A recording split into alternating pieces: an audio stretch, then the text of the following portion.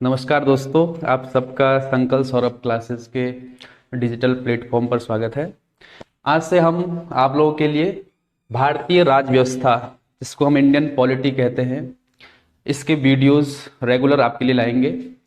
और पहला वीडियो मैं आपके लिए लाया हूँ आज भारतीय राज व्यवस्था का। और जो हमारा जो टॉपिक होगा आज पहला, वो होगा संविधान की प्रस्तावना। तो हमारा जो टॉपिक है पहला भारतीय राज व्यवस्था का, वो है हमारे संविधान की प्रस्तावना, जिसको हम कहते हैं प्रियम्बल ऑफ इंडियन कॉन्स्टिट्यूशन। ये आप देख भी रहे हैं फिगर में कि हमारे संविधान की जो प्रस्तावना है उसके बारे पर चर्चा करेंगे हम आज। तो सबसे पहले प्रस्तावना जो शब्द है, प्रस्तावना, इसके बारे में हम कुछ बातें सबसे पहले जानेंगे कि भारतीय संविधान की जो प्रस्तावना है वो किस देश के संविधान से प्रभावित है या किस देश के संविधान से इसको लिया गया है। पहले हम जानेंगे कि प्रभावित किस देश के संविधान से हमारे जो प्रस्तावना है वो है, पहला इसको देखेंगे। उसके बाद जो इसकी भाषा है, लैंग्वेज, जो हमारे प्रस्तावना की भाषा है उसको किस देश से लिया गया है। उसके बाद कुछ चीजें हम और जानेंगे, जैसे हमारे संविधान की प्रस्तावना का आधार क्या है, इसका आधार क्या माना जाता है। पहले इन तीन चीजों को हम लोग शुरुआत में देख लेते हैं। तो सबसे पहले जो प्रभावित माना जाता है हमारे संविधान की जो प्रस्तावना है, उसको माना जाता है कि अमेरिका के संविधान से इसको लिया गया है। जो अमेरिका का संविधान है उससे जो हमारे संविधान की जो प्रस्तावना है उसको लिया गया है। तो पहली चीज तो ये है आपकी।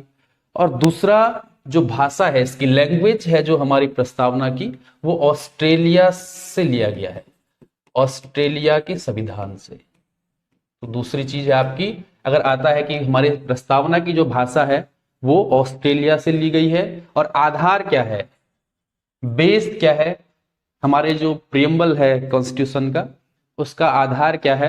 तो उसका जो आधार है वो हमारा जो पंडित जवाहरलाल नेहरू ने, आपको याद होगा, 13 दिसंबर 1946 को, 13 दिसंबर 1946 को जब उन्होंने संविधान सभा में उद्देश्य प्रस्ताव को रखा था, उद्देश्य प्रस्ताव, जिसको हम क्या कहते हैं, ऑब्जेक्टिव प्रपोजल जिसको कहा जाता है, उद्देश्य प्रस्ताव। 13 दिसंबर 1946 को आप सब लोग जानते ही हैं कि उद्देश्य प्रस्ताव को पंडित नेहरू ने संविधान सभा में रखा था। और इस उद्देश्य प्रस्ताव को 22 जनवरी 1947 को क्या किया गया है, पास किया गया है या पारित किया गया है। तो तीसरी चीज जो है आपकी आधार। तो अगर प्रस्तावना का आधार आता है तो हमारे जो संविधान का उद्देश्य प्रस्ताव था, जिसको पंडित नेहरू ने 13 दिसंबर 1946 को रखा था संविधान सभा में, तो ये आधार है हमारी प्रस्तावना का। तो तीन बातें आप लोगों को क्लियर हुई होंगी कि हमारी जो प्रस्तावना है वो कहाँ से प्रभावित है, हमारी प्रस्तावना की जो भाषा है वो किस देश से ली गई है, और आधार क्या है हमारी प्रस्तावना का, वो है उद्देश्य प्रस्ताव। आगे कुछ और चीजें हम लोग देखते हैं प्रस्तावना से संबंधित शुरुआती जो चीजें हैं, उसके बाद हम चर्चा करेंगे प्रस्तावना के जो शब्द हैं या प्रस्तावना की जो भाषा है उस पर चर्चा करेंगे। तो एक चीज आती है आपके पास कि हमारे प्रस्तावना से संबंधित कुछ हमारे जो संविधान वेता थे, जिनको हम संविधान के जानकार कह सकते हैं, उन लोगों के कुछ वक्तव्य हैं जो आपको पूछे जाते हैं, कभी कभी पेपर में आ जाते हैं। जैसे तीन लोग हैं हमारे जो संविधान वेता है, एक है आपके N.A. पालकीवाला, N.A. पालकीवाला, एक ये है। दूसरे हैं हमारे पास ठाकुरदास भार्गव, ठाकुरदास भार्गव। और तीसरे हैं कृष्ण स्वामी अय्यर, कृष्ण स्वामी अय्यर। अब इन लोगों की कुछ टिप्पणियां हैं जो अक्सर परीक्षाओं में पूछी जाती है कि हमारी प्रस्तावना से संबंधित जो N.A. पालकीवाला है उन्होंने क्या कहा है हमारी प्रस्तावना को? तो जो N.A. पालकी वाला है, उन्होंने प्रस्तावना को क्या कहा है? संविधान का परिचय पत्र कहा है। तो अगर आता है कि हमारी प्रस्तावना को क्या कहा है? संविधान का परिचय पत्र। संविधान का परिचय पत्र कहा है N.A. पालकी वाला ने हमारी प्रस्तावना को। जबकि जो ठाकुरदास भार्गव है, उन्होंने प्रस्तावना को कहा है भारतीय संविधान की आत्मा। संविधान की आत्मा कहा है, संविधान की कुंजी कहा है। संविधान की कुंजी, संविधान का हृदय अगर कहा है प्रस्तावना को, तो वो थे ठाकुरदास भार्गव। और तीसरे हैं कृष्ण स्वामी अय्यर। इन्होंने क्या कहा है कि जो हमारी प्रस्तावना है वो दीर्घकालिक सपनों का एक विचार है। दीर्घकालिक सपनों का विचार है। तो इन तीन लोगों के वक्तव्यों को भी ध्यान रखना है कि जिन्होंने हमारी प्रस्तावना से संबंधित कुछ बातें कही हैं। पहले थे आपके N.A. पालकी वाला। इन्होंने क्या कहा है? संविधान का परिचय पत्र कहा है, हमारा जो प्रियम्बल है उसको आइडेंटिटी कार्ड कहा है कॉन्स्टिट्यूशन का। ठाकुरदास भार्गव ने क्या कहा है प्रस्तावना को? संविधान की आत्मा, संविधान की कुंजी या संविधान का हृदय कहा है। जबकि कृष्ण स्वामी अय्यर ने क्या कहा है कि जो हमारी जो प्रस्तावना है वो दीर्घकालिक सपनों का एक विचार है। तो ये तीन चीजें भी आप लोगों को क्लियर हुई होंगी। इन लोगों के जो वक्तव्य हैं, इन्होंने जो हमारी प्रस्तावना के बारे में कहा है, N.A. पालकी वाला, ठाकुरदास भार्गव और कृष्ण स्वामी अय्यर।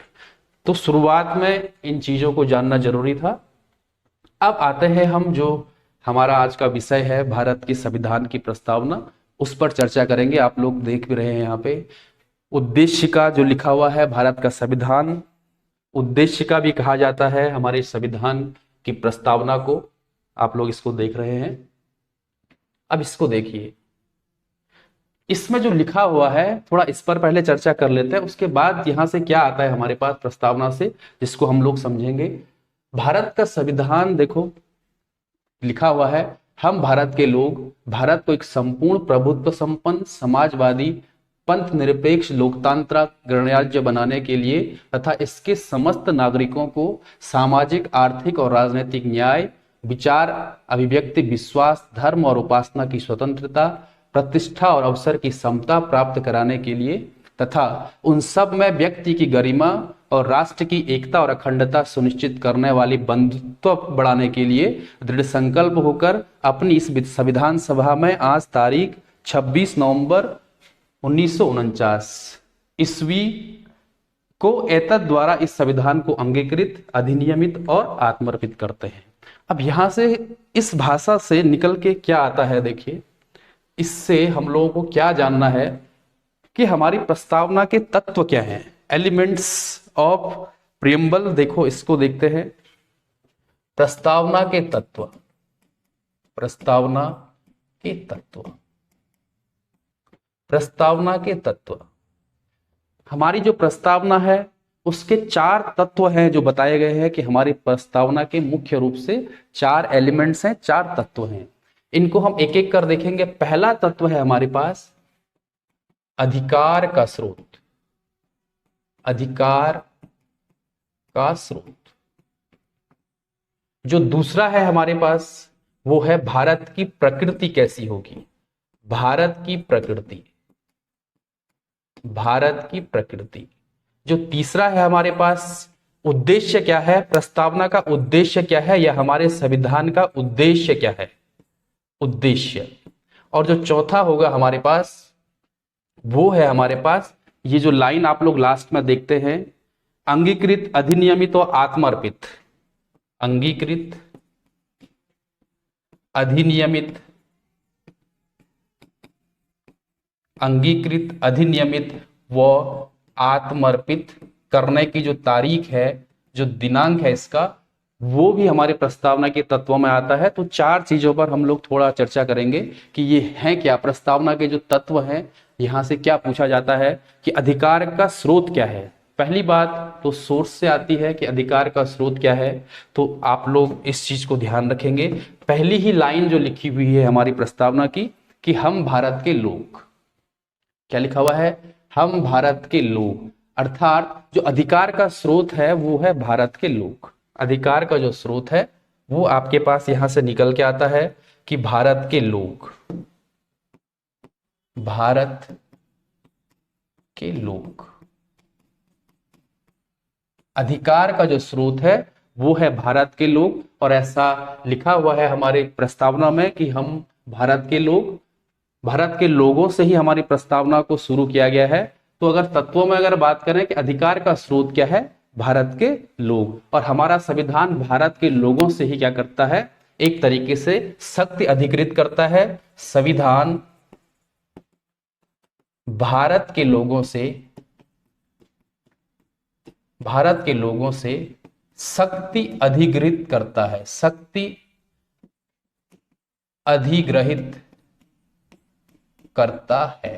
तो पहला पॉइंट तो आपका ये था कि अधिकार का जो स्रोत है वो है भारत के लोग। अगर आता है कि भारत की संविधान जो प्रस्तावना है या भारत का संविधान है उसमें किससे शक्ति अधिग्रहित की गई है संविधान द्वारा, तो शक्ति अधिग्रहित की गई है भारत के लोगों से। तो अधिकार का स्रोत है भारत के लोग। दूसरी चीज आती है भारत की प्रकृति। अब इसमें भारत की प्रकृति की भी बात की गई है कि भारत का नेचर कैसा होगा या हमारे संविधान की क्या प्रकृति है। तो प्रकृति की जब बात आती है तो अभी हम संविधान की जो प्रस्तावना है उसको देखेंगे।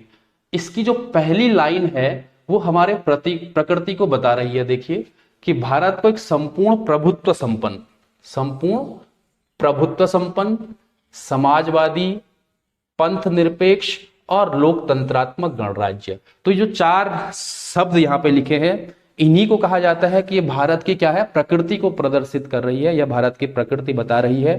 तो इसको हम देखते हैं कि भारत की प्रकृति कैसी है। एक है प्रभुत्व संपन्न, प्रभुत्व संपन्न। दूसरा आपका है समाजवादी, समाजवादी। उसके बाद आपका है धर्मनिरपेक्ष, और चौथा है लोकतंत्रात्मक गणराज्य या लोकतांत्रिक गणराज्य। ये है भारत की प्रकृति। इन शब्दों पर हम लोग बाद में भी चर्चा करेंगे जब संविधान की विशेषताएं हम लोग पढ़ेंगे। कि प्रभुत्व संपन्न अभी थोड़ा सा हम लोग देख लेते हैं। प्रभुत्व संपन्न का अर्थ है कि भारत अपने आप में क्या है, एक स्वतंत्र देश है, और जो भारत की जो हमारी आंतरिक चीजें होंगी, हमारे जो आंतरिक समस्याएं होंगी, उनको भारत क्या कर सकता है, खुद उन चीजों को सॉल्व कर सकता है। कोई दूसरा देश हस्तक्षेप नहीं कर सकता है। इसको हम कह सकते हैं कि प्रभुत्व संपन्न। समाजवादी हो गया आपका, धर्मनिरपेक्ष हो गया, लोकतंत्रात्मक गणराज्य हो गया। ये सब क्या है, भारत की प्रकृति है कि भारत इस तरीके का देश है। उसके बाद बात आती है उद्देश्य की। ये दो चीजें आप लोगों ने देख ली हैं। अब हम बात करेंगे उद्देश्य। हमारी प्रस्तावना में जो निहित है वो किन उद्देश्यों की ओर हम लोगों को बता रहा है कि हमारा जो संविधान है या जो हमारा जो प्रस्तावना है उसमें कितने उद्देश्यों की बात की गई है, कि क्या उद्देश्य है। उद्देश्य देखिए, चार प्रकार के उद्देश्य हम लोगों के पास यहां से निकल के आते हैं। एक न्याय, एक आपका स्वतंत्रता, एक आपका समता जिसको हम समानता भी कहते हैं, और एक आपका बंधुत्व, फ्रेटर्निटी या बंधुत्व जिसको कहते हैं, भाईचारा या बंधुत्व। तो चार उद्देश्य हैं हमारे संविधान के। आप लोग पढ़ते भी हैं हमारे संविधान की प्रस्तावना में कि सामाजिक, आर्थिक और राजनीतिक न्याय। स्वतंत्रता भी आप लोग 5 प्रकार की स्वतंत्रताएं देखते हैं यहाँ पे, कि विचार, अभिव्यक्ति, विश्वास, धर्म और उपासना की जो स्वतंत्रता है। समता जिसको हम इक्वालिटी या समानता कहते हैं, 2 प्रकार की समताओं को यहाँ पे बताया गया है कि प्रतिष्ठा और अवसर की जो समानता होगी। और बंधुत्व, भाईचारा, 2 प्रकार का बंधुत्व भी बताया गया है कि व्यक्ति की गरिमा और राष्ट्र की एकता और अखंडता को सुनिश्चित करने वाला बंधुत्व जो बढ़ाना है। तो 4 प्रकार के उद्देश्य हैं हमारे संविधान की जो प्रस्तावना है उसमें बताया गया है, 4 प्रकार के उद्देश्य हैं। तीसरी चीज ये थी आपकी। चौथा जो मैंने आपको बताया था कि जो अंगीकृत अंगीकृत, अधिनियमित और आत्मर्पित। इसकी जो तारीख है वो इंपॉर्टेंट है। अंगीकृत मतलब एडॉप्ट, जिसको हम अंग्रेजी में एडॉप्ट कहेंगे। अधिनियमित मतलब इनएक्ट, जिसको हम कहेंगे इनएक्ट। और आत्मर्पित मतलब giving to our self, giving to our self. इसकी तारीख इंपॉर्टेंट है। अंगीकृत, अधिनियमित और आत्मर्पित करने की जो डेट होगी वो आपकी वो होगी 26 नवंबर 1949। 26 नवंबर 1949 को हमने अपने संविधान को क्या कर दिया था, अंगीकृत कर दिया था, अधिनियमित कर दिया था और आत्मर्पित कर दिया था। एक चीज आती है यहाँ पे लागू, जिसको हम अप्लाई कहते हैं कि कब लागू हुआ। तो अगर लागू करने की बात आती है तो वो आप लोग जानते हैं कि हमारा संविधान कब लागू हुआ है, 26 जनवरी 1950 को। दो बातें यहां से निकल के आती हैं, एक लागू होना और दूसरा अंगीकृत होना या अधिनियमित होना या आत्मर्पित होना, और दोनों अलग अलग चीजें हैं। आपका अगर आता है कि कब लागू हुआ तो 26 जनवरी 1950 को, लेकिन अंगीकृत कब किया गया भारतीय संविधान को, 26 नवंबर 1949। अधिनियमित कब किया गया, 26 नवंबर 1949। और आत्मर्पित कब किया गया, 26 नवंबर 1949। और इस तारीख जो 26 जनवरी 1950 है, इसकी जो ऐतिहासिक दिन था हमारा, जो 1930 का ऐतिहासिक दिन था जब पहली बार स्वाधीनता दिवस मनाया गया था। और इन्हीं कारणों से जो हमारा जो संविधान है उसको लागू कब किया गया, 26 जनवरी 1950 को। हालांकि कुछ अनुच्छेद थे आपके, लगभग 15 अनुच्छेद ऐसे थे जिनको 26 जनवरी 1949 को ही क्या कर दिया था, लागू कर दिया था। और पूरे तरीके से जब हमारे संविधान को लागू करने की जो बात आएगी वो है आपका 26 जनवरी 1950। अब आगे देखते हैं हम लोग, इसके बाद कुछ चीजें और बची हुई हैं हमारे संविधान की जो प्रस्तावना है, जहां से हमको पूछा जाता है अक्सर एग्जाम में। कुछ और चीजें हैं आपके पास, जैसे कुछ शब्द है हमारे पास। कुछ शब्द क्या है हमारे पास है, 3 शब्द ऐसे हैं, जैसे आपका धर्मनिरपेक्ष, समाजवादी और अखंडता। इन 3 शब्दों को भी ध्यान रखना है कि जो मूल प्रस्तावना थी उसमें शामिल नहीं थे। अभी हम लोगों ने पढ़ा कि हम भारत के लोग भारत को एक संपूर्ण प्रभुत्व संपन्न समाजवादी धर्मनिरपेक्ष लोकतांत्रिक गणराज्य बनाने। कहने का मतलब यह है कि पहले सिर्फ हमारी जो संविधान की प्रस्तावना थी उसमें क्या था कि संपूर्ण प्रभुत्व संपन्न और लोकतंत्रात्मक गणराज्य था, जो धर्मनिरपेक्ष और समाजवादी। और जो तीसरा शब्द है अखंडता, इसको हम कहते हैं सेक्युलर या सोशलिस्ट और इंटेग्रिटी, अखंडता। इन शब्दों को कब जोड़ा गया है ये भी आप लोगों को पता होना चाहिए। इनको जोड़ा गया है 1976, 42वां कॉन्स्टिट्यूशनल अमेंडमेंट जो था, 42वां संविधान संशोधन, 42वां संविधान संशोधन 1976। इन 3 शब्दों को जोड़ा गया है हमारे संविधान में, धर्मनिरपेक्ष, समाजवादी और अखंडता। तो एक चीज तो ये है आपकी। दूसरा यहां से क्या ध्यान रखना है, हमने एक दो बातें और हैं जो प्रस्तावना से हमको पूछी जाती हैं। जैसे हमारे पास 3 प्रकार के न्याय हैं। न्याय कितने प्रकार के हैं, 3 प्रकार के न्याय हैं। 3 प्रकार के न्याय कौन कौन से हैं, सामाजिक, आर्थिक और राजनैतिक न्याय। सामाजिक, आर्थिक और राजनैतिक न्याय, social, economical and political justice. ये 3 प्रकार के जो न्याय हैं, इन तत्वों को कहां से शामिल किया गया है, तो न्याय के जो तत्व है इनको रूस की क्रांति से शामिल किया गया है, रूस की क्रांति। इसको भी ध्यान रखना है कि जो 1917 की 1917 की जो रूस की क्रांति थी, रूस का रेवोल्यूशन था, उससे जो ये तत्व हैं सामाजिक, आर्थिक और राजनीतिक न्याय, इनको हमारे संविधान की प्रस्तावना में शामिल किया है। तो एक चीज आपकी ये थी। एक और बात यहां से आती है आपके पास न्याय के बाद, उसको हम देखते हैं। आपके पास 4 आदर्श हैं यहां पे, समानता, स्वतंत्रता और एक आपके पास है जिसको हम बंधुत्व कहते हैं।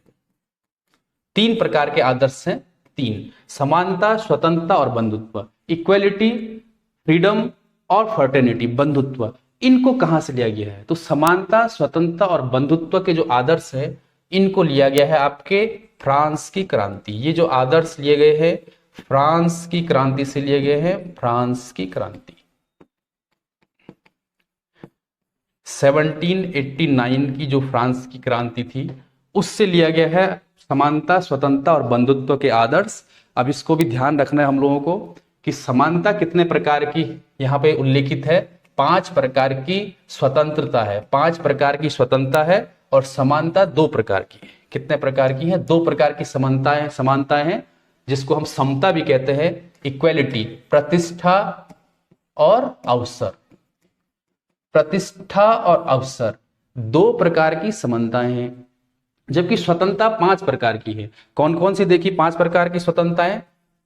5 प्रकार की जो स्वतंत्रताएं हैं, विचार, अभिव्यक्ति, विचार हो गया, अभिव्यक्ति हो गया, उसके बाद आपका विश्वास हो गया, धर्म हो गया और उपासना। इन 5 प्रकार की स्वतंत्रताओं को उल्लेखित किया गया है प्रस्तावना में। विचार, थॉट्स हो गया आपका, अभिव्यक्ति, एक्सप्रेशन हो गया, विश्वास, बिलीव हो गया, धर्म, रिलीजन हो गया और उपासना, वर्शिप जिसको हम कह सकते हैं। तो ये 5 प्रकार की स्वतंत्रताएं हैं। और बंधुत्व कितने प्रकार के बंधुत्व है आपके पास जो बंधुत्व से संबंधित जो लाइन हमारी प्रस्तावना में है, एक तो व्यक्ति की गरिमा, ऐसा बंधुत्व होना चाहिए जो व्यक्ति की गरिमा और राष्ट्र की एकता एवं अखंडता, राष्ट्र की एकता एवं अखंडता को सुनिश्चित करे। इस प्रकार की बंधुत्व बढ़ाना है कि जो क्या करे, व्यक्ति की गरिमा, डिग्निटी ऑफ पर्सन और राष्ट्र की यूनिटी एंड इंटेग्रिटी, राष्ट्र की एकता और अखंडता को सुनिश्चित करे।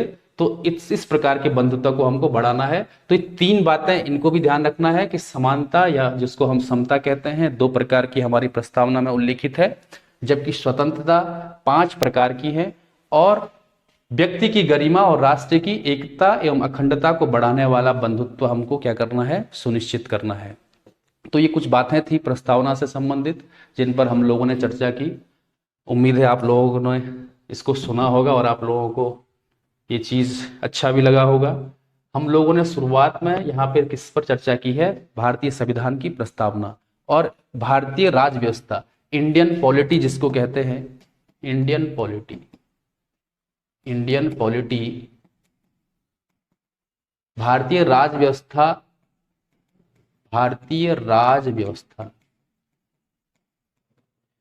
इसका ये पहला टॉपिक था जिसको मैं आपके लिए लाया था। पहला टॉपिक जिसको हमने क्या कहा है, प्रस्तावना, भारतीय संविधान की प्रस्तावना। और इस पर हमने आज चर्चा की, काफी चीजें हमने प्रस्तावना से संबंधित देखी। उम्मीद है आप लोगों को ये पसंद आया होगा। और अगला जो वीडियो हमारा होगा इसको कंटिन्यू रखेंगे हम लोग। हम आगे देखेंगे भारतीय संविधान की विशेषता, भारतीय संविधान की विशेषता, फीचर्स ऑफ इंडियन कॉन्स्टिट्यूशन, भारतीय संविधान की विशेषता, ये हमारा अगला टॉपिक रहेगा। तो जल्दी आप लोगों से मुलाकात होगी। तब तक के लिए नमस्कार, धन्यवाद।